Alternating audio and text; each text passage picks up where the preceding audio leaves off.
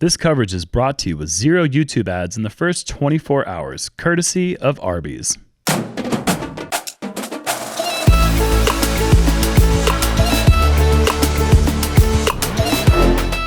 Hello and welcome back to the 2020 Discraft LEDGESTONE Insurance Open. We have round 2 back 9 coverage of the Disc Golf Pro Tour. We have got Big Barry commentary. Jeremy Koling joined by Paul Ulibarri. Glad to be here. Front 9 thoughts. Well, James needs to get his putter rolling. Mm-hmm. I need to quit throwing from a knee. And Kevin Jones is really talented. And Barsby has yet to have a red in the entire tournament. Which is absolutely incredible. I mean, hats off to that right there. That is a statistical anomaly, as you will not see that. You will not see 27 clean holes at Northwood's Gold really ever again. It just doesn't happen for even the best players in the world. They're all here and no one else is bogey free. Hole 10, par 4, 560 feet, backhand fairway driver, standing up, flying straight, getting down to this shelf. If you've done that, you're rewarded with a very short 250 to 260 foot straight putter shot, but getting down there is so difficult with that low ceiling, tight tunnel off the tee.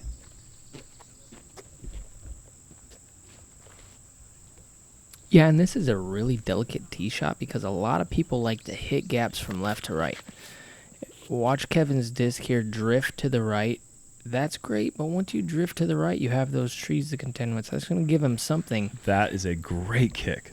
But really what you want is something that goes dead straight, doesn't move from left to right or anything. But to get the power there is I don't even know how you're going to do it. So I like the angle you had early, and look at this huge bounce skip just putting you on the left side, and that's almost a no man's land with very, very little angle to get to the pin.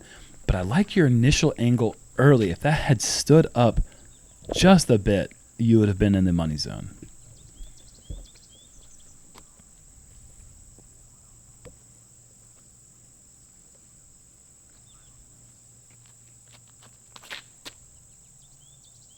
Barsby looks like that was looking great. That's an obstacle illusion. You cannot see that right there in front of you. And he's hit the only obstacle in the way. And that's such a difficult thing when those leaves just blend in with the background. I mean, it's just totally camouflaged. You think that you've hit the perfect line. And now he's really out of position.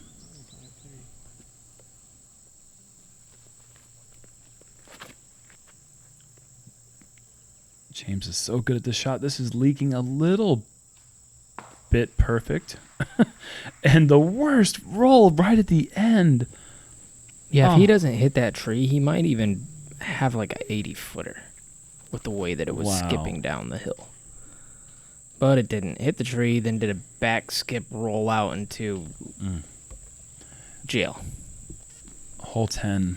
Almost more so than any other hole, really baits the player to get aggressive, as Kevin's drive puts him in a spot where he can see the pin and he has to attack from there. But that narrow tunnel down to the pin, it just really, I'm trying to think of the right word, it just kind of gobbles up with those leaves and those limbs. Yeah, I was a bit surprised that he made that mistake early. Especially with how good he is at the putter throw. But like you said, I think with that downhill slope, the run-up wasn't quite ideal. Look at James with that great drive, having to go tomahawk. I mean, that is just so It's punishing mean. For such Very a mean. Beautiful tee shot. Ugh. You just want to see tee shots like that get rewarded with a nice landing zone, and this one's just a bit rough.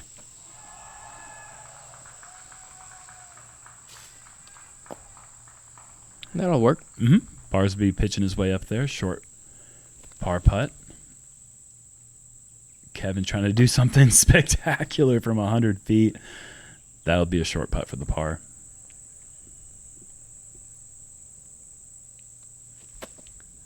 And that's not bad to get there after your drive was early left. Just being in the fairway after 2 is you're happy with it. Okay. Are you? I think I had a makeable shot from where I was. Okay.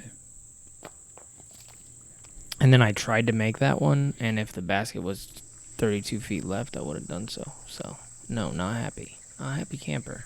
Gregg Barsby to save par. There you go. Just say, man. Playing against Lillard, right? No, The no. full-on scramble. He played for the Suns? No, he was. The whole card having to scramble, even with some really great drives.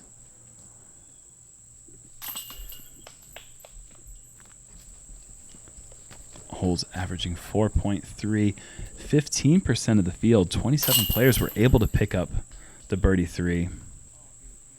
The rest of the field bogeyed it. I still have yet to see a drive get to the bottom in like good position. It just seems like it's right there in front of you. Just for some reason, it just is very elusive. It does not seem to happen very often. Hole 3 or hole 11, par 3. Yeah, hole 3. Back to hole 3. Everyone starts over. Hole 11, par 3, 380 feet. Turnover backhand. Power flip up sidearm.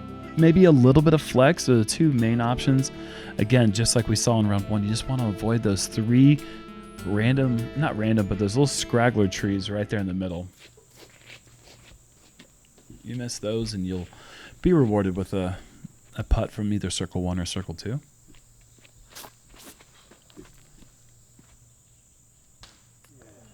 And he definitely tugs that one a bit left. I mean, Yeah. there's no way he's going for that outside.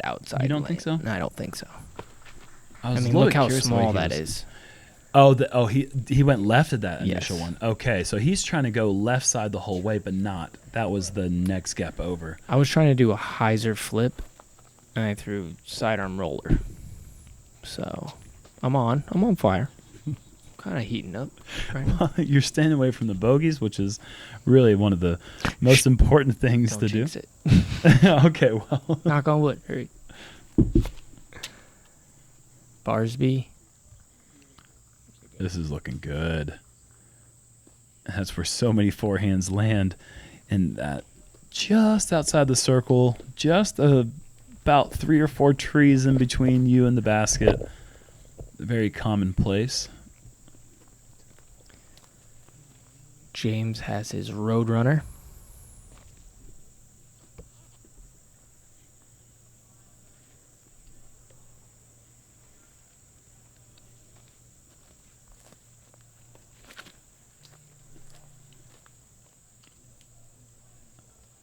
And that is tracking nicely, staying up high, and that's going to be 23 feet away. That is a beautiful shot. Yeah, the backhand just shapes better for it. It really Way better. does. Because you can hit the line on hyzer, and then when it gets to breaking right, the fairway just opens up to where a perfect shot will look like Gregg's. You're just playing almost the circle's edge. It's really hard to just park it. Yeah, especially with that left to right hillside that you can hyzer back into the hill as opposed to skipping down away from the pin. Here I am again on hole 3, 4, 5, 6, 7. And hole 11. Well, at least you've got a lot of practice with this shot. Yeah. And there's another scramble.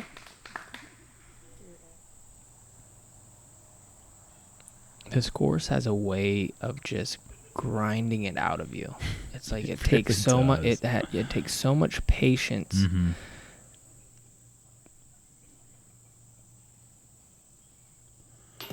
To just keep going and making the right decisions, and then eventually,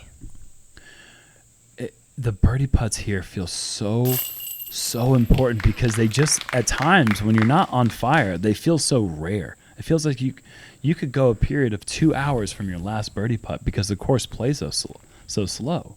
The first round, players were out there on the course for 5 hours in the later cards. And when a round is going that slow, you really could go 2 hours, an hour and a half from your last birdie putt. yeah, I think we ended almost in the dark yesterday. Yeah, and we are on track to do that again here in round 2 as we're going to walk up to hole 12. Hole 12 at Northwood Gold already has a reputation for being tough. It starts out with having to hit a tight gap to a very specific landing zone.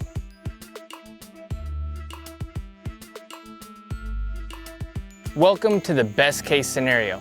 Navigate another 250-foot shot through this tight tunnel and you're home free. Let's see how it plays out.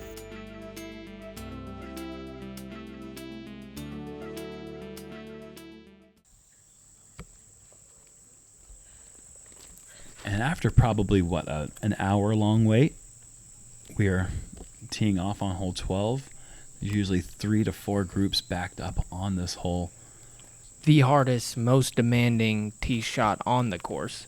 And on the hardest hole on the course, which is also the hardest hole in the country. It's like playing craps with loaded dice, and those loaded dice are not in your favor. While playing Russian roulette. And then to be able to regain your focus after such a long wait, knowing that you're stepping up to the hardest hole in the course, requires laser sharp focus, and you really have to be in the right mindset. It's really a complete guess. Your swing isn't warmed up. It's like going and playing around with your buddies and just stepping out of the car and being like, all right, here we go. The way that 10, 11, 12 play, there was a point in the course when Paul Macbeth, who was 2 cards ahead of us, yet we were constantly behind him, said that there were 48 players on holes 10, 11, and 12. Kevin almost gets that turn, doesn't. He's going to be pitching to the middle. All these guys are just going to be trying to pitch to the middle. And that's an incredible amount of people on those holes. Yeah, that's 12 cards. And you love it.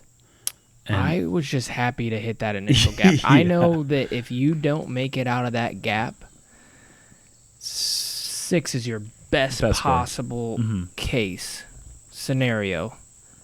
But if you hit that gap, 6 is also the best possible.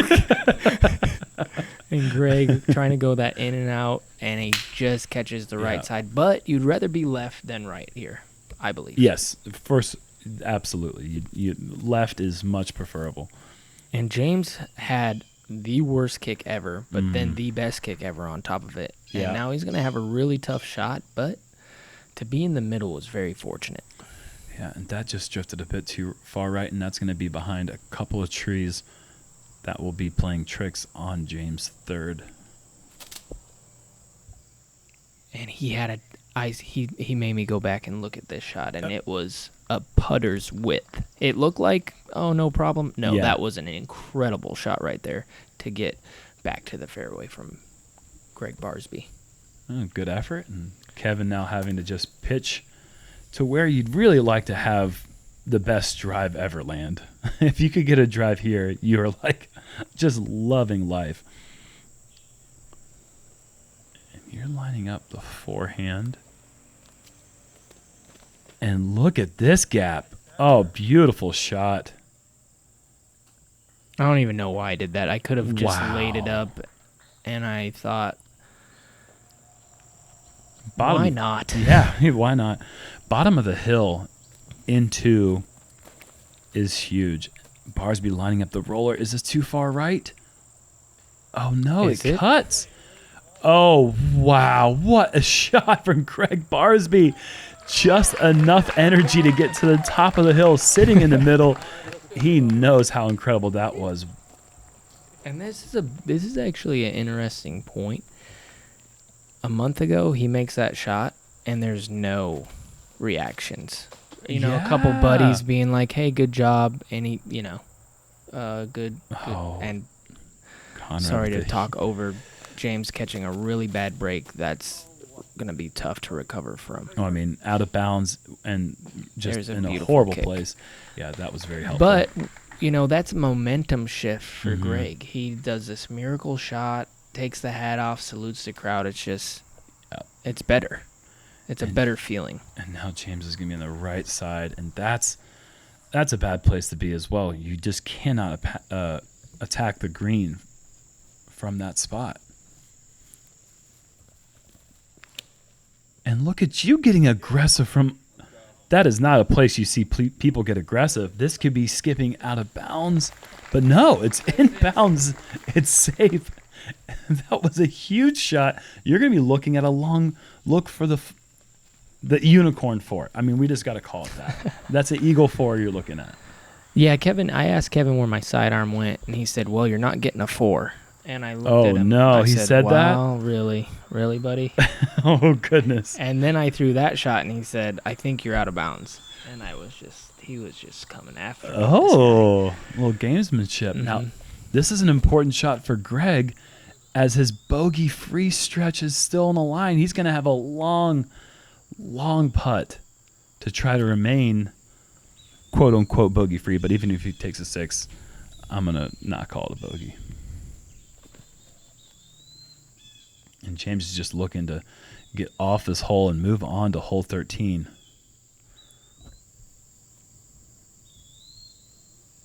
Oh, look at that focus. Oh, Barsby's almost known for drawing throwing up. those in. Mm-hmm.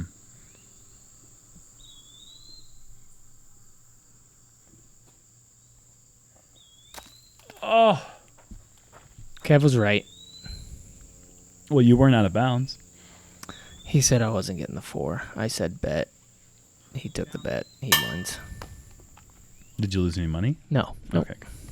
Just pride.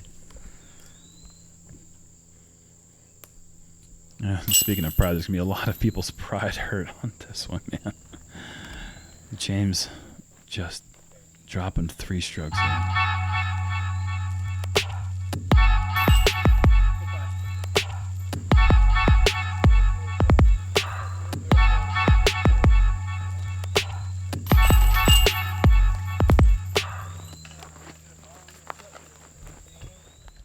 What a tough one, man. What a bruiser. That hole is so hard. Yeah. Oh, it's just so hard.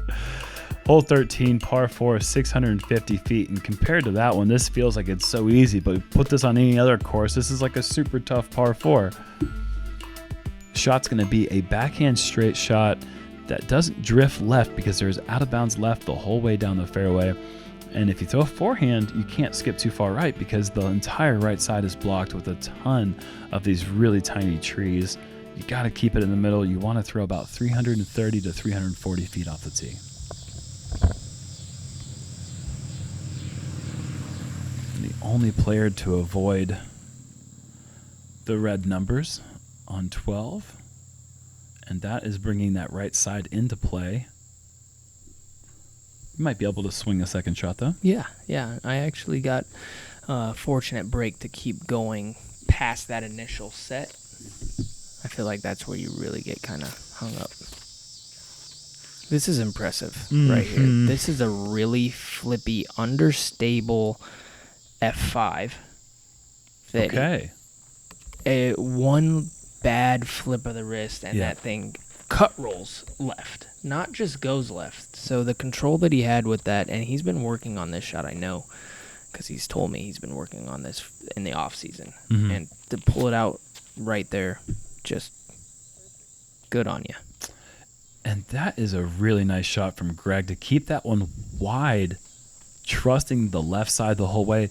You grab any of those bushes and it's pulling you out of bounds, and your disc is going to be 75 feet down that hill. To trust that out wide left, coming within just feet of those trees and then hyzering back to the middle. He didn't get a huge amount of distance off the tee, but he put himself into position to throw the more aggressive second shot. I want you guys to rewind a little bit and watch Barsby and my sign language for what James does here. We called it. Just watch the sign language. Okay. It should be a meme. It's hilarious. He just big armed you guys or what? Just rewind it and watch. Yeah. I can't rewind it right now. We're in go time. And this is pulled left, and that has found the out of bounds left, and that is a big mistake. Barsby also heading left, and that could have been a fortunate tree kick because that keeps him in bounds, and he'll have a long look for the birdie. And another one pulled left. But good kick off the tree. Mm-hmm.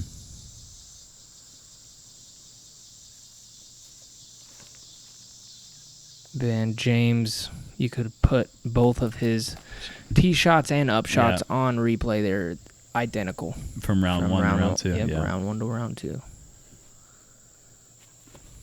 That was an interesting lean out for Kevin. And you have to be so creative with your approaches on this course. I don't think I've ever seen that one. I feel like they made fun of me for that on the Jomez show this year for the lean out. No look. Oh. When you were yuling yourself? Yep. You made a lot of people laugh. You're welcome. It's funny watching me play disc golf. Gregg Barsby from about 55. Oh, yes. Who else putts like that? I love it. This is going to go out of frame. Oh. Cameraman just keeps it in frame. The important part about this one is the touch that he has. Mm-hmm. Anybody else coming in with that same angle, that doesn't catch because it has too much force going forward. His is just catching that left side, making the basket as big as possible. It's just with that up and down, the angle of the size of the basket is decreased so much. So he's like shooting hoops, whereas we're trying to throw into a chain that's about 2.5 feet high. He's maybe got 1.5 feet of chains from the way that his disc is settling down into the chains. It really is impressive how well he's able to maintain consistency with that jump putt. It's really awesome. Hole 14, par 3, 330 feet. We get to see James throw hole again. Obviously, this was the one that he chained out dead center last year at the World Championships. A putter shot across the valley. Also, you'll see some mid-range or forehands. You might see a forehand flip up here or there as we see Barsby lining up what is probably an eagle.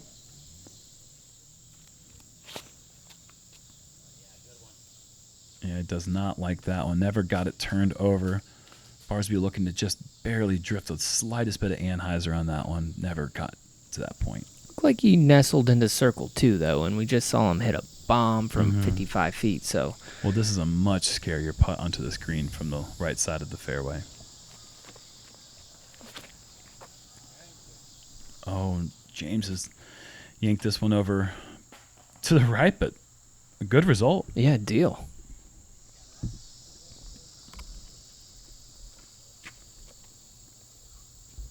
Putting from the right side on this green, you're looking at just super huge drop off.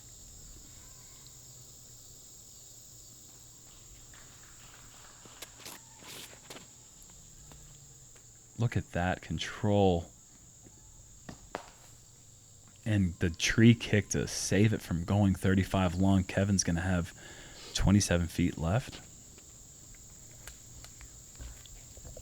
And you're going with your Buzz SS. Yep. Great result in round one. Trying to match that. And this is looking pretty nice. Yeah, I liked it. Out of the hand, and then... what happened? Well, it looks good. Yeah, we'll see. Okay. Looked like about a 12-foot or something. Barsby getting aggressive again. No fireworks this time, but you went all the way down the hill. But still about a 12-footer. It's just that you have to come straight up. I honestly, there's nothing in the way. There was no excuse to miss that. I just missed it. I got lucky with falling down to the bottom. Not lucky. I mean, I would have loved to be up top where they're putting at. That would have been fantastic. But I did filter down to the bottom, and I had a wide open putt and just ulied it left side.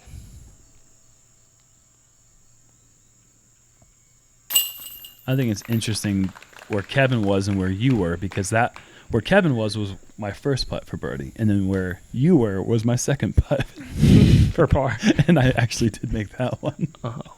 But back to back, you got to see the way I played the hole, which no one cares about.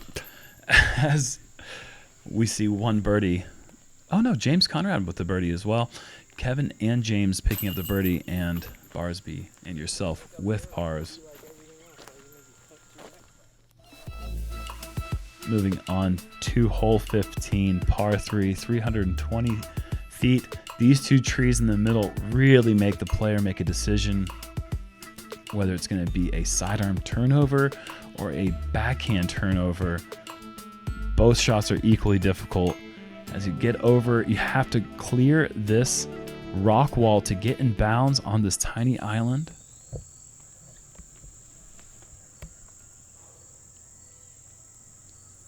Very important. Tee shot, must commit.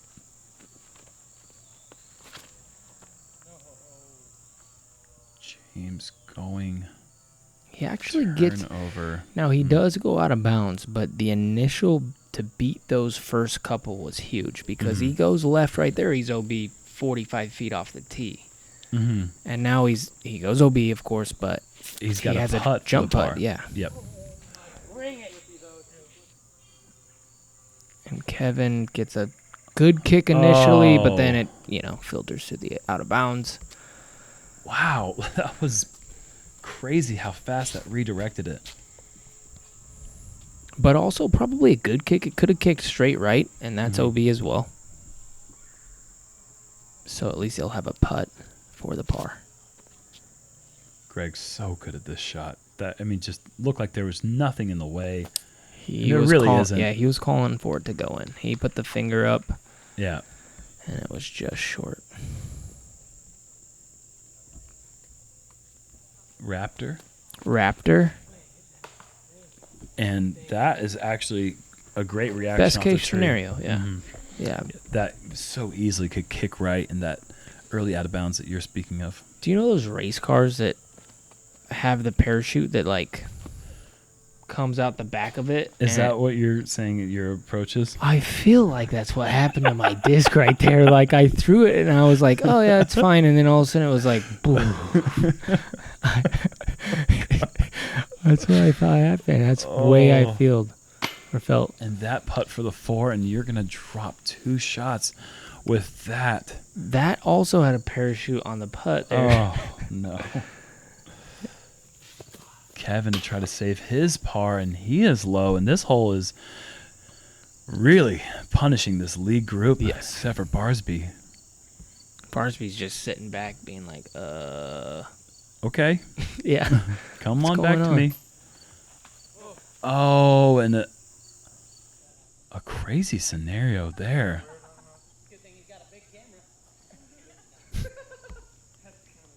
And that seemed to be a great break for James, who ramps off the top, hits Brian, our Slomez guy, saving James from potentially going out of bounds, but he is going to miss that putt, and James is going to take a 5. You know what? James is just an awesome guy, and he says afterwards, you know what? The discs don't lie. I should have been out of bounds. I missed the putt, and it's just like, Yeah. what a guy. Yeah. Sure. Accepting responsibility for the bad shot, which is... And, a situation where Brian wasn't even lined up behind, that came off the rim so fast. Did a great job to try to get out of the way. And, Brian came up to me after my round and asked me, how did it go? And I just looked at him and gave him the cry eyes. I said, no, not good. And he said, well, I got hit for the first time today, so it wasn't a good day for me either. And I was like, I'm sure you did the best you could. It's pretty funny. I feel like it's like cameraman's worst nightmare to get hit by a disc. Yeah, sure. On to hole 16, par 5, just a fantastic and such a difficult hole. 1,040 feet. Isn't this bizarre? This is only 10 feet shorter than the other par 5, and it just feels like it's half the distance at the same time. Yes. This hole just seems like just a fantastic par 5. It really is. Very tight landing zone off the tee. You're going to see a lot of hyzer plays. As you hear those crickets, and you don't see those sharp, distinct shadows anymore, as we are getting down to the end of the day. Not much daylight left. Barsby, wish that didn't roll. That's going to be in an okay place. Love to have it 15 feet right. And this was another big backup. This was a 3-group backup coming into this hole. So once again, 2 players having to sit on 5s. Kevin having to sit on a bogey. Now notice how Kevin throws flippy mid-range that actually flips up and then penetrates through that wide gap almost like he threw it straight. Lands it flat. That's as good as you're going to see anybody get to by throwing out wide. Mm-hmm. That had distance, control, everything. Landed, no speed. He's going to be in great position for his second shot. James going a bit aggressive here. Probably a good tree. You think? Yes, I do. I think that was going out of bounds, right? Well, the out of bounds stops at that corner, just a little bit past that tree. I think it was moving pretty hard, right? I think so. Either way, he's going to be in a place where most likely the best position is going to be just laying up maybe a couple 100 feet down the fairway. Yes. And that's an aggressive tee shot. Looking pretty good if this doesn't skip. Okay, there's a skip. That's a tough result. That was a big skip. That was a big skip. Yeah. That was a really big skip. Sound like a really nervous laugh.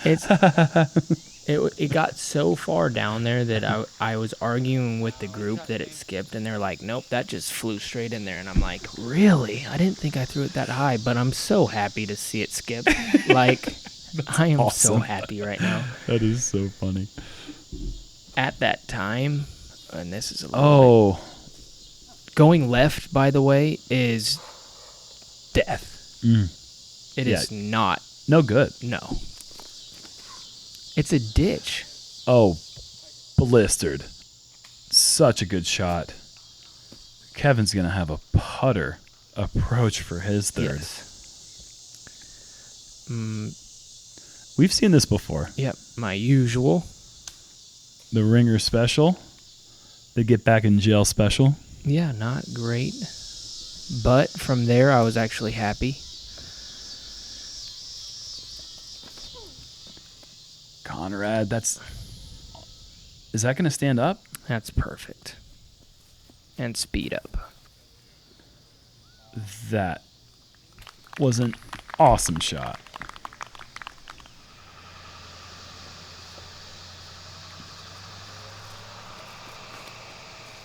Barsby liked it so much he wanted to try it, and that's got a good angle as well. This will just show you how far James threw it. Mm-hmm. Great angle. He was in front of James. Mm-hmm. Not even close to where James is.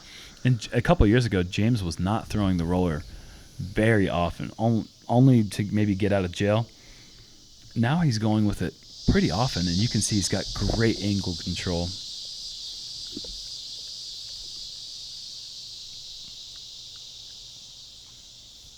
And this is probably 340 feet. And I decided to play at 280. 280-ish. Makes for a more dramatic, Yeah, sure. you know. Doing it for the crowd. Kevin skipping that up to the edge of the circle. Yeah, he's going to want that a bit closer, but he'll have putt. He's been putting great. Yeah, that's definitely not as good as you'd like to see after those first two shots. And I got the distance actually on my upshot so wrong that I thought Kevin was parked and mine was Kevin's. I thought I was circle's edge. Oh, wow. Oh, James, Are you let's go. That's a great bounce back after the double on 15. Now remember, he hit that tree that kicked him left off the tee pad. To get birdie after that, he had nothing. Oh, my gosh. He got birdie just now. How insane is that birdie? You're never going to see that Never. replicated. Never.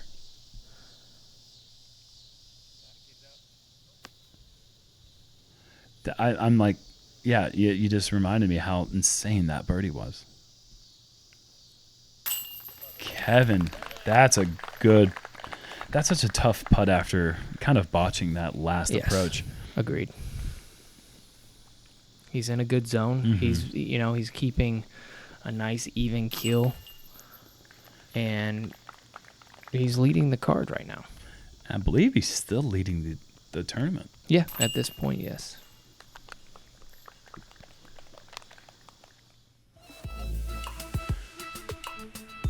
And we are here on hole 17. We don't want to be in the woods right now. There's not much daylight left. Hole 3, par 3, 330 feet. I did that again. This is going to be a hole that plays like 400 feet. It's so far uphill, and that gap is so tight. A kick left, a kick right, and there's really not much left. Hole 330, playing 17 feet. And Kevin kicking left, that's going to be in danger. And yeah, that's a tough kick. These cameras actually add light.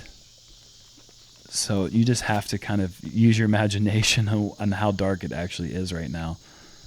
And when you're trying to hit this gap and you're trying to focus, you really need to be able to see what obstacles are where in the fairway. Gregg just bullet. He's so good at that. That is such an awesome shot. This deserves this. Notice how he just kind of barely does the little flick of the wrist. Mm-hmm. And that gets so much spin and power up the hill. And beautiful flight. That shot gets really scary because to bend it left, you have to be so close to this early stump on the right. And that is a great redirection. That could have kicked into a really bad place, and you're going to be rewarded with 36 feet. Yeah, no, that was it. If it kept going the way that it was going, wouldn't have been good. And then if it kept going the way that it was going, wouldn't have been good. And then it was good. What? Good kick. Yeah, okay, yeah, that's what I said. Yeah. I just explained it better. Oh, no. Kevin. And this is actually a really important part of the round. Kevin gets a really bad kick again, and he has nothing. It almost rolls back to his exact same spot.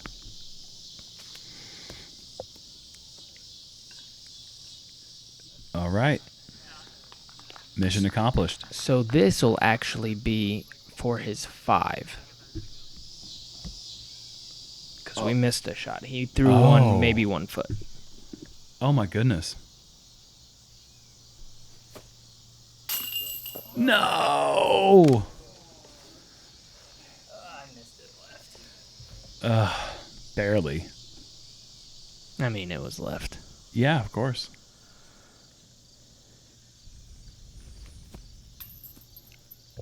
So did he. That was lefter. Same, basically the same thing.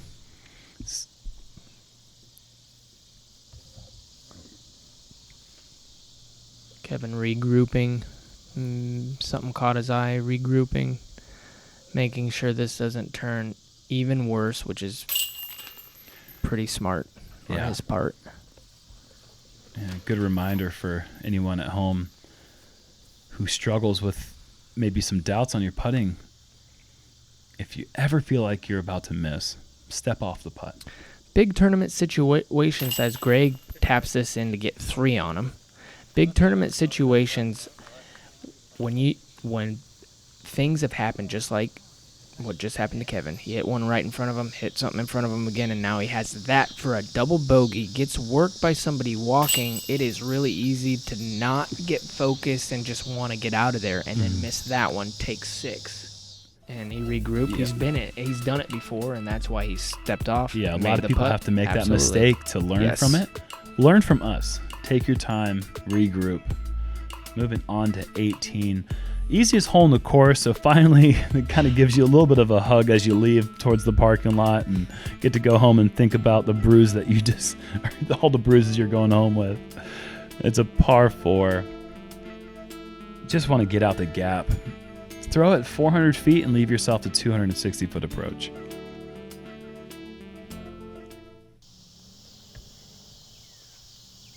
Gregg riding some momentum now, as he is still only one bogey on the event, and I don't call it a bogey. I'm going to say Gregg is still bogey free, which is just such an impressive feat through 2 rounds at Northwood Gold. And with that tee shot, he is in great position to get the birdie.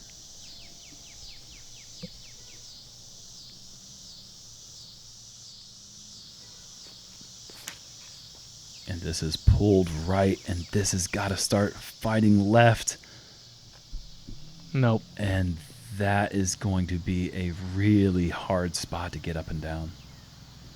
Yeah, just not really the best back nine I could have imagined. And for the first time, maybe in the tournament, Kevin Jones is not winning. Gregg Barsby just took the lead. And not by 1, by 2. Mm-hmm. James drifting this one right. This is going to be just fine.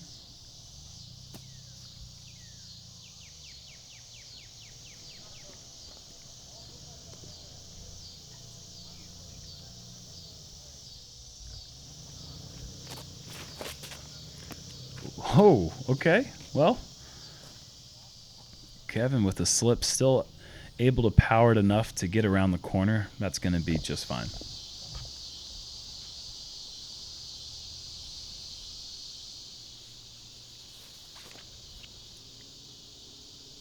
Perfect. Yeah, good skip up there, and that'll bring Barsby to 15 under. It's a good round. Really good, yes. And you're going with a get out of jail free card, I believe. Yeah, that's a great shot. And let me just say, you do not have a disc in your bag flippier than Paul's get out of jail free Avenger SS. That is just a fact. Gregg, after I threw that, said, "Oh no." He didn't know it was so flippy. And Kevin will have a headbanger to finish with the birdie. He is obviously still frustrated by what took place just a moment ago on 17. And just like you'd expect, 4 players putting for the birdie.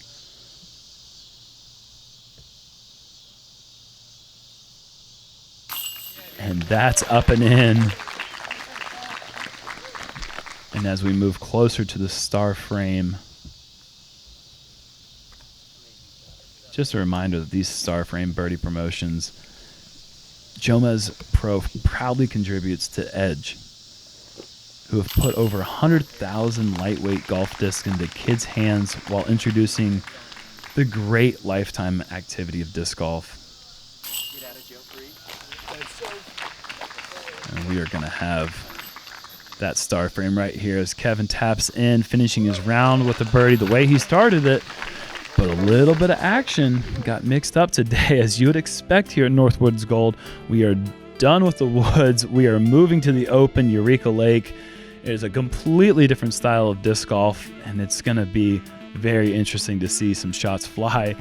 And we're going to see Ricky Wysocki leading the event with a fire emoji, 9 under, jumping up to the tie for the lead with Gregg Barsby. Kevin Jones remains in the lead card, and Andrew Presnell plays his way up to lead card. So that's who we're going to see in round 3. What are your thoughts after that long, grueling round? I mean, it's actually pretty incredible to see how calm Barsby was, along with, one small mistake from Kevin, but they got into the teens, which is so hard to do on a course like that, and that's why they're going to be on the lead card in our next round. So, all right, well, be sure to join us tomorrow for 3rd round moving day action at Eureka Lake. Thank you so much to the JomezPro Founders Club. We'll see you for round 3.